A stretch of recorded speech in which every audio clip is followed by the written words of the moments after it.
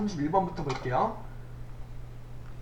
31번은 다음 중 근무기간이 15년 이상이면서 나이가 50세 이상인 직원의 데이터를 조회하기 위한 고급 필터 조건으로 만든 거는 뭘까요? 이건 고급 필터 작업을 해보셨다면 바로 답을 찾을 수가 있죠.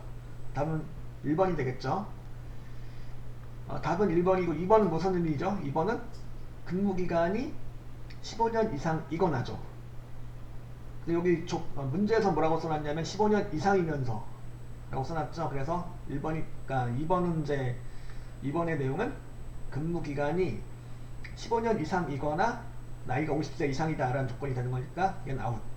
3번 4번은 요거는 엉터리니까 요건 이제 이것도 아웃. 답은 1번이 되는 거죠.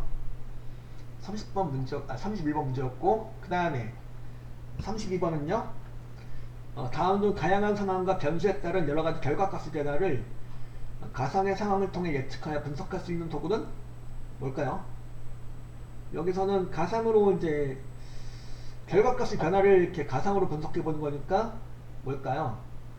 가상 분석 도구는 여기선 두 가지가 되겠죠. 시나리오 관리자고 목표값 찾기가 되겠는데, 여기선 결과값의 변화를 분석해 주는 거니까 1번이 되겠죠. 목표값은 이제 원하는 결과값을 알고 있는데 그 결과값이 되기 위해서는 인수를 어떻게 바꿔야 될지를 그걸 구해주는 거죠. 그러니까 평균이 85점이 되기 위해서는 수학 점수를 몇 점 맞아야 될까 뭐 그런 거 있죠. 그런 걸 구해주는 거고, 시나리오 관리자는 수학 점수를 원래 80점 맞았는데 80점 맞았었는데 90점 맞았다면 평균이 어떻게 될까 그거를 구해주는 거죠. 답은 그래서 31번 답은 1번이 되는 거죠.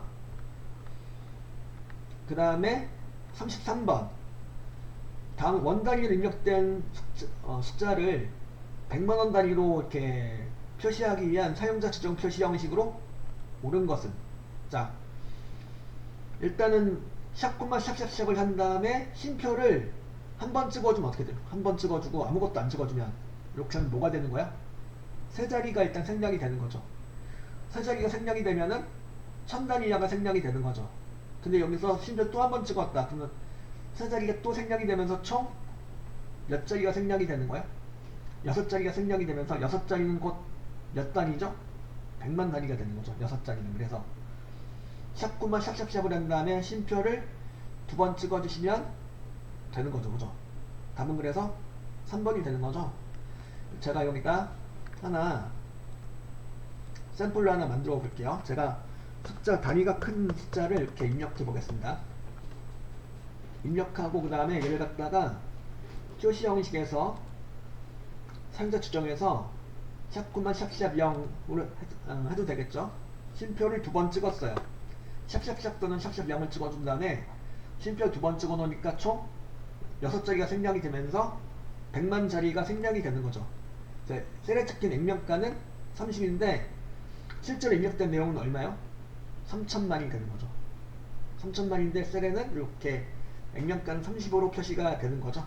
이렇게 하시면 답은 그래서 33번 답은 3번이 되는 거고요. 그 다음에 34번을 볼게요. 34번 34번을 보면은 RS트는 평균 D2부터 D6을 이용하여 순위를 계산한 것이다. 이 2셀의 수식을 입력하고 자동 채우기 핸들을 이용하여 이 6셀까지 드래그 하였다면 2셀에 들어갈 수식으로 옳은 것은, 자 일단은 랭크점 EQ 함수가 되겠는데, 랭크점 EQ 함수를 갖다 올바르게 사용한 보기를 고려해주면 되는 건데, 일단 1번 2번은 아웃이죠. 이렇게 하시면 돼야 한대요. 안되겠죠. 처음에 랭크점 EQ 함수는 처음에 뭐가 나와요? D셀 콤마 하면 이제 D셀에 있는 내용을 가지고 순위를 구할 것이다. 즉 88점이 이 중에서 몇 등일까, 그죠? 이걸 구해주는 거고, 그리고 이제 평균이 이제 여기서는 높은 수치가 1등이 제일 큰 숫자가 1등이 되는 순위가 되는 거죠. 그림처럼 해주려면, 그죠? 지금 내림차 순순위로 해주셔야 되는 거니까 4번처럼 하시면 어떻게 되는 거죠? 4번 보기를 보니까 마지막에 1을 찍어놨죠. 1을 찍어놨다라는 건 이건 무슨 순이요? 1을 찍어 놓은 거는 이거는 오름차순 수기가 되는 거죠. 오름차순은 숫자가 가장 작은 숫자가 1등이 되는 수기가 되는 거죠. 그래서 4번은 아웃. 그래서 답은 몇 번? 랭크점 입함수를 이용해서 그림처럼 만들어 주려면은 가장 적합한 식은 바로 3번이 되는 거죠. 그래서 34번 답은 3번이 되겠고요. 그 다음에 35번 다음 중 상품 가격이 3,000원인 상품에 대하여 아래 수식을 이용하여 계산된 판매 금액에 400만원 이제 이 판매 금액이 이제 그 400만원이었다 이거죠. 판매 금액이 450만이 되기 위해서는 판매 수량이 판매 수량 얼마로 해야지 450만이 될까? 그걸 구해준다 이거죠. 결과는 이미 알고 있어요. 원래 지금 현재 나온 결과는 400만인데 이게 450만이 되었으면 하는 거죠. 450만이 되려면은 판매 수량을 얼마로 해야 될까? 이걸 구해주려면 뭐였죠? 이거는 가상 분석의 어떤 기능? 바로 목표값 찾기가 되는 거죠. 답은 그래서 1번이 되는 거고. 그 데이터표하고 시나리오는 뭐야? 데이터표 시나리오는 반대로 판매 수량이 바뀌면 판매 금액이 얼마로 바뀔까를 예측할 수 있는 기능이죠. 2번과 3번 데이터표하고 시나리오는 그죠? 부분합은 요거는 이제 가상 분석 도구는 아닌 거죠. 그래서 35번 답은 1번이 되는 거고요. 그 다음에 36번 다음 센서식의 사용자 지정 표시 형식 중 코드와 설명이 옳지 않은 것은 자 샵은 유효한 자릿수만 표시하고 유효하지 않은 경우 표시하지 않는다 그 얘기죠. 이게 무슨 소리냐면 자 이렇게 해서 제가 숫자를 갖다가 이번에는 0 300 20 이렇게 해서 표시해 볼게요. 한번 이렇게 표시하고 얘를 갖다가 표시형을 갖다 이제 다시 샵9만 샵으로 한번 해볼게요. 샵9만 샵으로 하시게 되면은 일단은 1000단 이상 되는 숫자들은 이렇게 숫자가 표시가 되는데 해당자의 숫자가 없거나 0인 경우에는 이렇게 이제 숫자가 표시가 되지 않는다는 얘기죠. 그러니까 따라서 여기 0으로 분명 찍어놨는데 샵9만 샵으로 해놓으니까 여기 숫자 0이 표시가 되나요? 안 되죠. 그러니까 숫자가 있는 것만 표시하고 없는 숫자는 표시하지 않고 그죠? 그리고 제로가 찍힌 경우는 제로 즉 0 표시를 하지 않죠. 그래서 이렇게 요 내용이고 만약에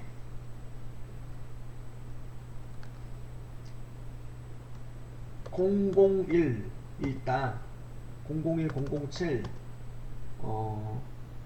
010이 있다. 그러면 이걸 갖다가 이렇게 표시해놨고 얘를 갖다가 사용자 지정에서 이렇게 000으로 해놨다. 000 형식 000으로 하게 되면 000은 바로 뭐냐면 숫자가 없어도 찍어요. 해당 자리에 숫자가 없어도 샵은 숫자가 없으면 안 찍는 거고 0은 숫자가 없어도 그 자리에 0이라도 찍어준다 이렇게. 그렇죠? 그래서 그 결과 001, 007, 010 이렇게 나오게 되는 거죠. 그 물음표도 알아두실 필요가 있는데 물음표는 자 0.12, 0.2, 0.345 이렇게 입력했어요. 이렇게. 각각 서술자에서 다르게 입력한 거죠. 이렇게 입력한 내용에 대해서 제가 여기서 이제 사용자 지정에서 0.000을 찍어놨어요. 0.000 하면 어떻게 될까요? 물론 이제 숫자가 실제로 없어도 그 자리에 숫자를 0이라도 표시하는 거예요. 그럼 만약에 이걸 갖다가 0.샵으로 찍어놨다면 어떻게 될까요? 숫자가 표시되지 않는 거죠. 숫자가 실제로 없다면 그 자리에 숫자가 표시가 되지 않아요. 샵은 그렇죠.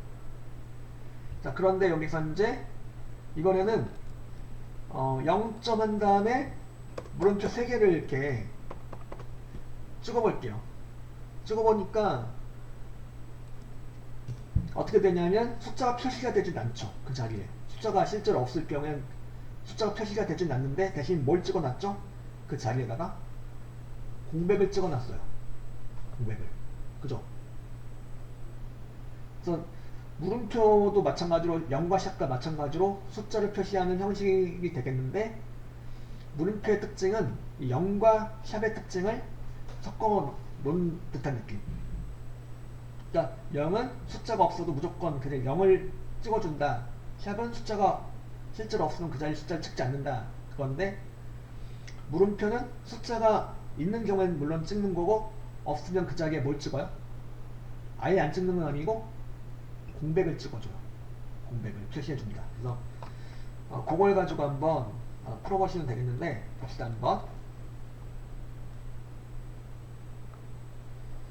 그래서 이제 그 2번 보면은 물음표 보면 요약하지 않은 자릿수에 0 대신 공백을 표시한다 이거죠. 좀 전에 보셨죠? 0을 표시하진 않지만 그 자리에 공백을 표시해가지고 지금 보셨듯이 소수점 기준으로 정렬해 놨죠. 자릿수가 달라도 소수점 기준 해가지고 정렬할 수가 있다는 소리죠. 그죠?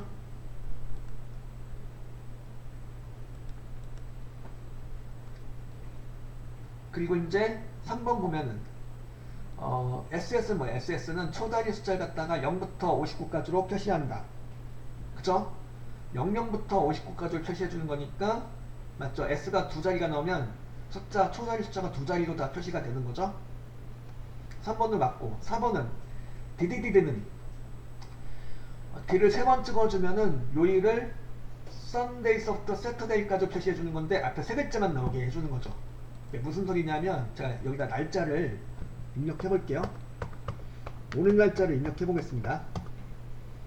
오늘 날짜 입력하고 그 다음에 표시 형식에서 상자 지정해서 한칸 D를 갖다가 3번 찍어 볼게요. 3번 찍어 놓으니까 어떻게 되죠? 요일의 이름이 앞에 세 글자가 영문으로 해서 표시가 되죠. 근데 D를 4번 찍어주면 어떻게 돼요? D를 4번 찍어주면은 영문자가 풀로 다 나와요. 앞에 세 글자만 나와주는 게 아니고 요일을 의미하는 영문자가 모두 다 풀로 표시가 된다는 거.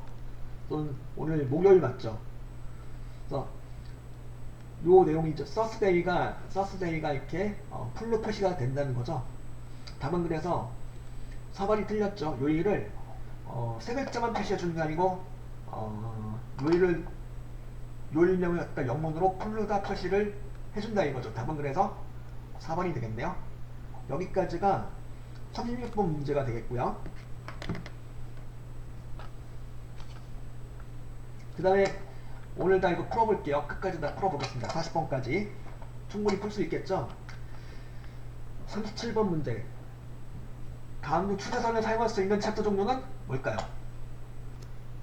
추세선을 사용할 수 있는 거예요. 자, 3차원 차트는 돼야 안 돼요? 안 되고, 방사선 차트 돼야 안 돼요? 동글동글하게 생긴 건 안 돼. 표면적은 자체가 3차원이니까 안 되고, 그럼 3차원 차트가 아닌 분산형 차트는 바로 이제 추세선을 사용할 수가 있는 거죠. 자, 그럼 여기 여러분들 이쯤에서 잠깐 제가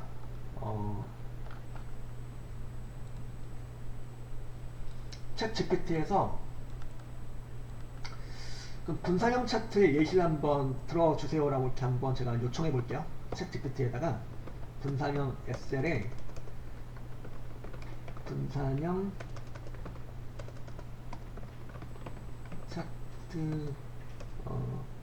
차트의 예시를 들어주세요 라고 이렇게 이제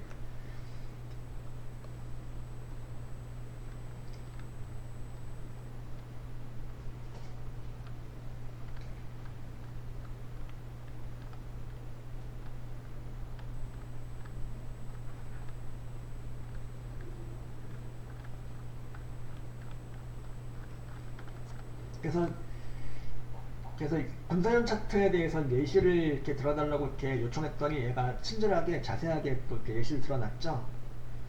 이렇게 해서 분산형 차트 예시를 이렇게 설명해놨고, 그 여기서 이제 이쯤에서 또 이렇게도 이렇게 요청할 수가 있겠죠. 그럼 추세선을 추가할 수 있는, 엑셀에서 엑셀의 차트 중 추세선을 추가할 수 있는 차트와 없는, 없는 차트를 비교해 주세요 라고 이제 그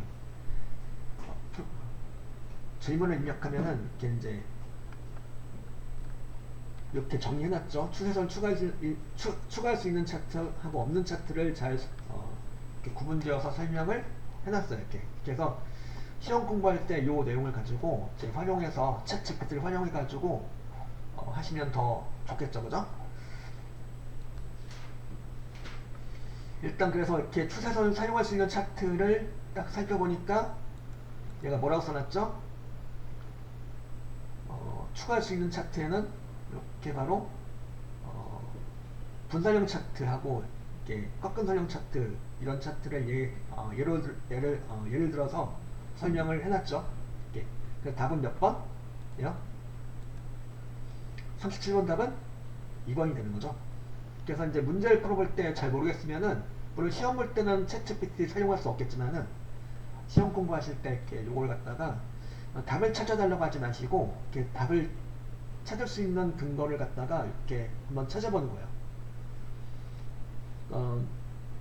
이렇게 분산형 차트가 뭔지 한번 이렇게 질문을 해보시고 그 다음에 추세선을 사용할 수 있는 차트와 없는 차트를 구분지어서 설명해달라고도 이렇게 질문을 해보시고 그럼 될 것 같아요. 37번 문제였고 답은 2번이었고요. 그 다음에 38번 정렬시 오름차순과 내림차순이 아닌 사용자가 지정한 기준으로 정렬이 가능하다. 아까 좀 전에 해보셨죠? 이런 정렬 방법은 어디서 미리 정의를 해주셔야 되는 걸까요? 물론 여기 정렬할 때 어떻게 했었죠? 정렬을 할 때 이제 우리 이렇게 했었죠. 데이터 탭에 정렬 들어가서 회원 등급의 정렬 여기 가셔가지고 사용자 지정 목록에 가셔가지고 내가 원하는 목록을 만들어서 추가할 수가 있었죠. 근데 이 방법 말고 미리 추가를 하고 싶다 그러면은 파일에 옵션으로 가요. 파일의 옵션 가셔가지고 엑셀 옵션에서 고급으로 가요. 엑셀 옵션 고급 가셔가지고 고급에 있는 내용 중에서 쭉 밑으로 쭉 내려가 보면은 이런 내용이 있습니다. 그 내용이 뭐냐면 바로 엑셀 옵션의 고급에서 일반 범주에서 바로 이 내용이죠. 사용자 지정 목록 편집이라는 단추가 있어요. 이 단추를 클릭하고 들어가면은 아까 보셨던 그 단추가 나와요. 아까 데이터 탭에 정렬 들어가서 이렇게 사용자 지정 정렬 이렇게도 들어갈 수 있는데 이 방법 말고 또 다른 방법은 이제 파일의 옵션 들어가셔서 옵션에서 고급에서 나오는 내용 중에서 이렇게 일반 범주가 한참 내려가다 보면 일반 범주가 있고 일반 범주에서 사용자 지정 목록 편집 들어가셔가지고 이제 할 수가 있다는 소리죠. 여기서 이제 그 내용을 묻고 있는 거죠. 얘가 답은 그래 몇 번이요? 가장 잘 설명한 내용 바로 몇 번? 1번이 되는 거죠. 엑셀 옵션에 고급에서 사용자 지정 목록 편집 단추를 클릭하고 들어가서 설정을 할 수가 있더라 하는 거죠. 38번 답은 1번이었고요. 그 다음에 39번 다음 절 시트 1에서 시트 1의 A1 셀과 A10 셀이죠. A10 셀과 2월 매출 시트의 A1 셀을 곱하는 수식으로 옳은 것은 자 다른 시트에 있는 내용을 갖다가 곱하기를 이렇게 하고 싶다. 다른 시트에 있는 내용을 참조해가지고 곱하기를 하겠다. 그 내용인데요. 자 제가 여기다 시트 1번하고 시트 1번 다음에 이렇게 시트 1번 다음에 2월 매출 시트를 이렇게 만들어 볼게요. 시트 1번에다가 시트 1번에 A10셀에다가는 뭔가 입력했어요. 25를 입력하고 2월 매출 시트에 A1 셀에다가는 이렇게 사를 입력했어요. 이렇게 각각 시트 1에는 A10 셀은 25를 입력하고 2월 매출 시트에다가는 이렇게 A1 셀에다 사를 입력했어요. 그럼 여기다 A11셀 이런 데다가 면 찍고 이렇게 A10 셀 곱하기 하는 거죠. A10 셀을 참조하고 그 다음에 곱하기라는 거죠. 곱하기 하고 그 다음에 2월 매출 시트에 있는 내용을 참조해서 곱할 수가 있다는 거니까 곱하기 한 다음에 2월 매출 시트 탭을 클릭해요. 클릭하면 뭐라고 찍혀요? 여기 2월 매출 앞뒤로 이렇게 작은 터음표가 찍히게 되는 거죠. 여기서 이제 2월 매출 시트에 A1셀 참조하겠다라는 의미로 이렇게 2월 매출 시트 하면서 시트 이름 앞뒤로 작은 터음표가 붙는 거고 느낌표가 붙는 거고 A1셀 이렇게 이제 나오게 되는 거고요.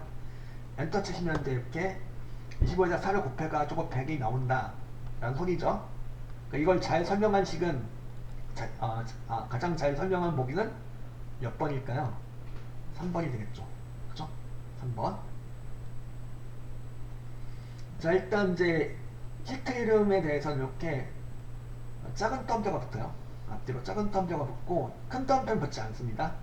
그리고 대괄호가 붙는 경우는 다른 문서일 경우, 다른 통합 문서일 경우에 대괄호가 들어가요.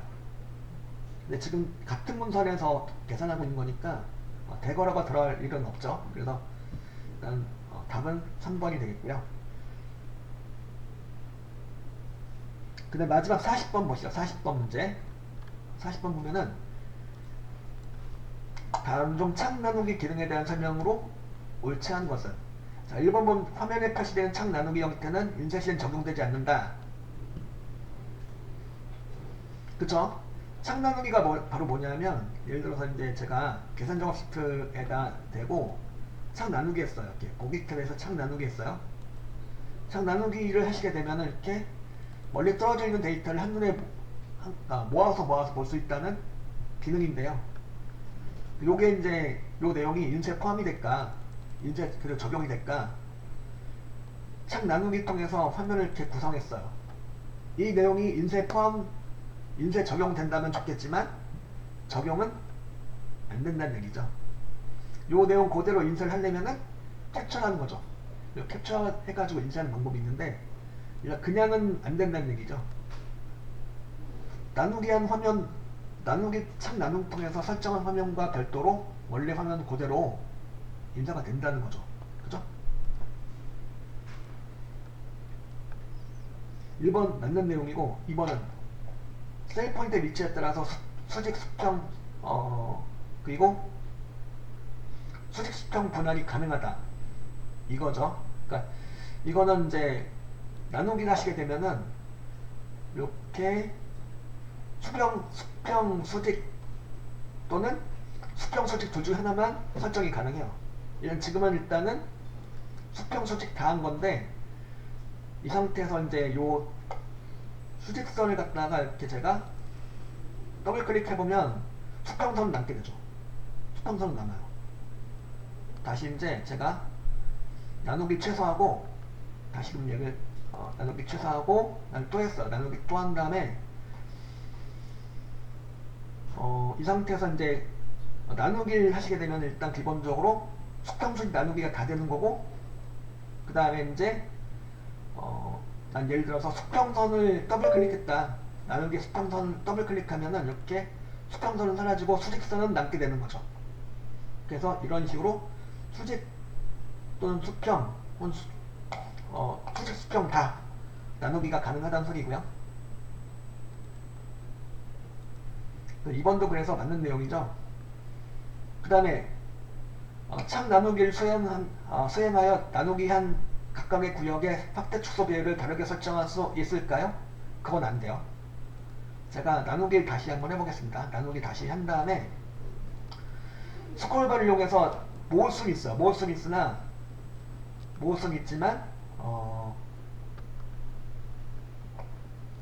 그래서 모을 수는 있지만